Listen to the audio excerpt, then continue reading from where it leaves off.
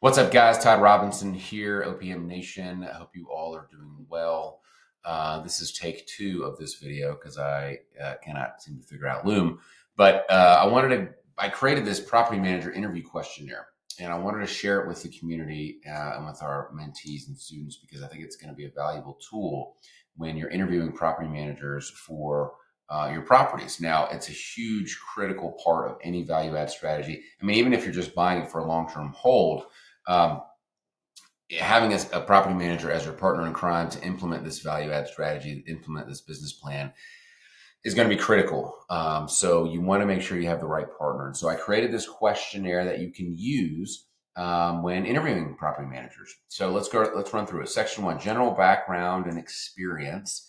Asking the property management company, have you ever managed multifamily properties? Now, this is focused on multifamily, but obviously you can change that to self-storage, industrial, whatever property asset class you're working on.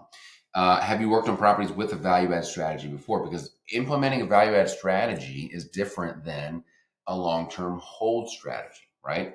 It's different than, a quick flip strategy, right? You're buying it for basis and you're just flipping it because it's going to make money day one because of equity. If you're implementing a value add strategy, what does that mean? That means you're fixing the units, you're renovating the units, and you're going to get more rent, more cash for those units because they're higher quality.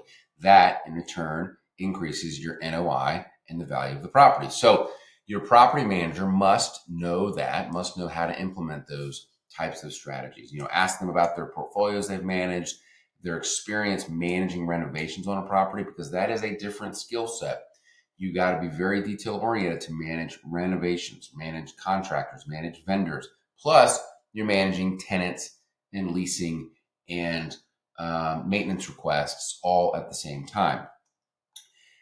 So how do they identify and prioritize value add opportunities in a property? Again, if you're an owner, you're not necessarily on site all the time, but you want to rely on your property manager to come and tell you, hey, I think we can push this particular rent. Or, hey, I know that the property down the street, they're getting $1,400 a month for their 2 bedrooms. I think if we did X, Y, and Z tweak, we could get $1,400 a month. Now, the owner obviously has the final decision making on that, but those are the kind of the conversations and the proactivity you want to see from your property manager. What strategies have they implemented in the past? Rent increases, new income streams, amenities. Amenities are huge. It makes the residents feel like it's a part of a community, right? Can you provide an example of a value add strategy you successfully executed, right? What was the impact on the NOI? Yeah, I've worked, hypothetical answer. I've worked, on an 88 unit property and rents were, $1,000 a unit, and we renovated, 25 units and were able to get $1,300 a month rent. And there was little to no impact on the actual operations of the property, because the next question, how do you approach tenant retention during renovations, is also a huge problem, right? How do you manage the income when some of these units are down? If 5 tenants, for instance, vacate and you have an opportunity to renovate 5 units at a time, that is going to be a better, use of your time. But can the property withstand that? Your property manager should be helping you along the way, not just reacting to what you say, right? These other ancillary income streams, are huge. I mean, obviously the owner is going to be thinking about that, but the property manager may know something that you don't, right? Laundry facilities are huge. We just toured a property last week where there was a laundry facility, but they weren't charging for the residents to use it. It could be a small fee that can have a big impact, right? Operations and team management, again, huge. How do you ensure the maintenance and upgrades are completed on time and within budget, right? The owner should have approval over certain expenditures of a certain amount. That should be laid out in your property management agreement. But you want to make sure that they comply with deadlines. And the process for vetting and managing contractors. Typically, most local property managers that you'll work with, they already have contacts in the industry, but you want to make sure that they are reputable contractors, and the owner has the ultimate approval, but the property manager should be coming to you with 2 or 3 options and let you choose. How do you train staff? How do you train on-site staff? If it's a new property manager at the business that's going to come in and manage the property for the very, very first time, how do you train them? What is your market knowledge and your strategy, right? There's large, corporate national property management companies. Asset Living is one of them. They're huge, right? I think they manage probably 150,000 units. Is that someone you want in a tertiary market, in suburban Indianapolis or suburban Dallas, Texas? I mean, perhaps, but that needs to be a part of your interview with these property managers. My opinion, it's better to have someone local. It can be a smaller property management company because they're going to make sure they're going to have dedicated staff members on staff, and they're going to be beholden to you and your business more than their big corporate identity. So are they informed of the local market? That's the other thing. If the property manager is not local or is someone who, is just a part of a larger company, they may not have the intricate knowledge of the local market and the rents that other properties are getting. So you want to make sure they have a local foothold in that market. Methods to determine optimal rent levels is important and ensure compliance with local regulations.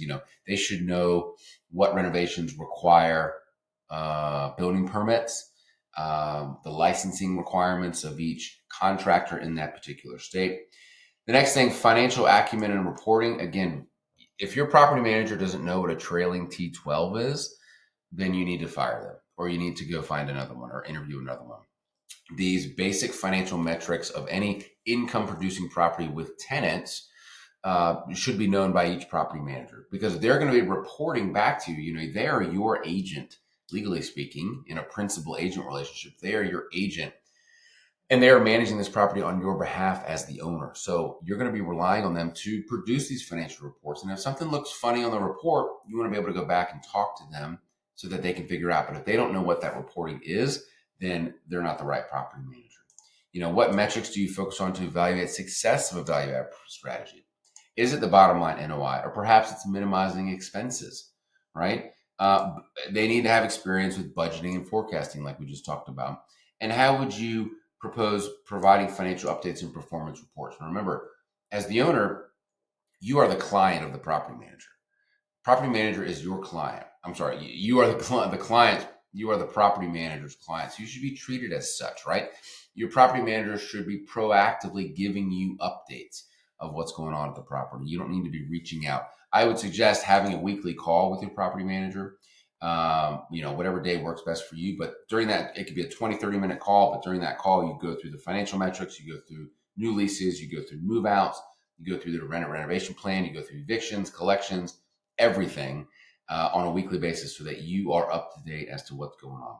How do they handle tenant disputes? There's always going to be disputes, not just with tenants, but contractors as well, especially in a value add strategy.